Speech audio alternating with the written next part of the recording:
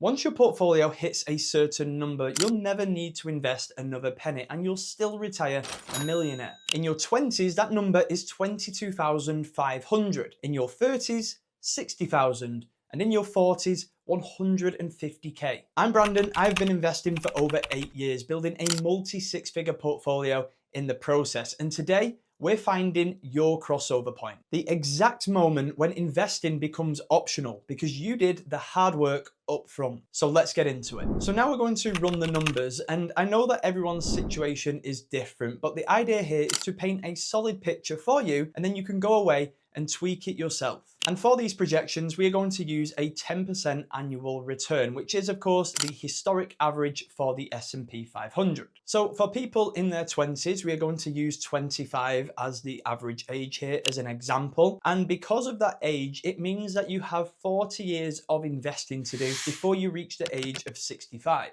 That means based on the average return of 10% a year, if you have 22,500 in your investment portfolio, you will retire at 65 as a millionaire. However, for people in their 30s, and this time splitting it down the middle at the age of 35, you guys only have 30 years of investing until you reach the same age.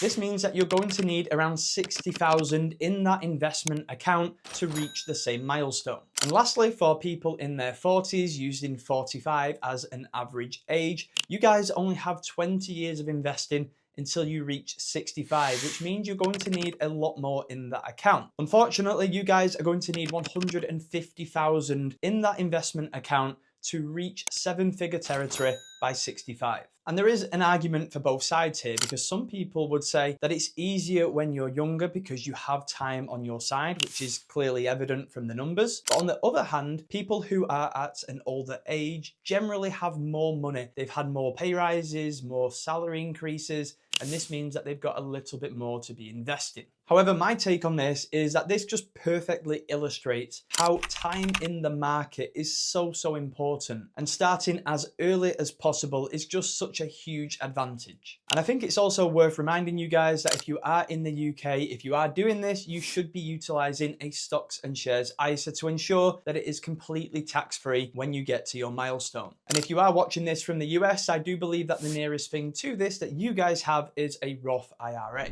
So if you was to reach a number that you're happy with, and by the way, for the record, it doesn't need to be £1 million or $1 million. That was just a nice round number for me to use as an example. You then have a choice to make. You can keep investing or don't. Let's take the person in their 30s as an example here. You reach 35, you've hit that 60k milestone, which is great. You've put in the work up front, but then you decide to continue investing £200 every month, every payday. The compound calculator shows us that with this top up, that £1 million investment portfolio is estimated to now reach 1.45 million. Is the extra £450,000 worth it or not? Well, that would be your choice, because then you also have option 2. This is the coast fire lifestyle. This means that you decide to start pulling back on the risk, pulling back on the investments, and start upgrading your lifestyle. You're basically recognizing that the years of hard work are now done, the retirement portfolio is locked in, and now it's time to start enjoying life that little bit more. And there really is no right or wrong answer here. It's all personal preference and what that individual wants for their life.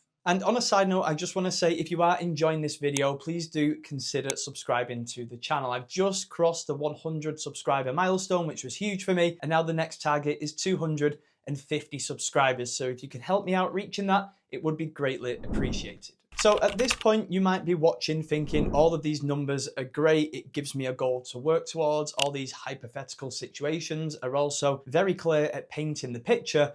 But how do we actually hit these numbers in real life? I know that a lot of these numbers may be scary for a lot of people and feel like a million miles away. And we have to be realistic here, because if you are watching this video at 33 years old and you don't have anything in your investment portfolio at this point, it's very, very unlikely that you're going to be able to get 60k together in the next 2 years. But this is exactly why there is no right or wrong here. You have to make the numbers work for you. You have to be ambitious, yet realistic. You might be 33 watching this video and decide that your goal is to reach a £55,000 or dollar portfolio by the age of 45. And then because you haven't reached that 150k mark, you might then decide to continue investing for the next 20 years at £200 per month. And although this recipe isn't likely to land you at that £1 million or dollar mark, it is going to get you close to around £500,000. In this case, you made it work for you and you ended up with around £500,000. It's really not a bad situation to be in. And you might be watching and be still thinking, how am I going to reach 55k by 45? Like, how is this possible? And this is why the big numbers can sound scary and why you've got to break them down, because it basically comes down to around £4,600 per year and £385 per month.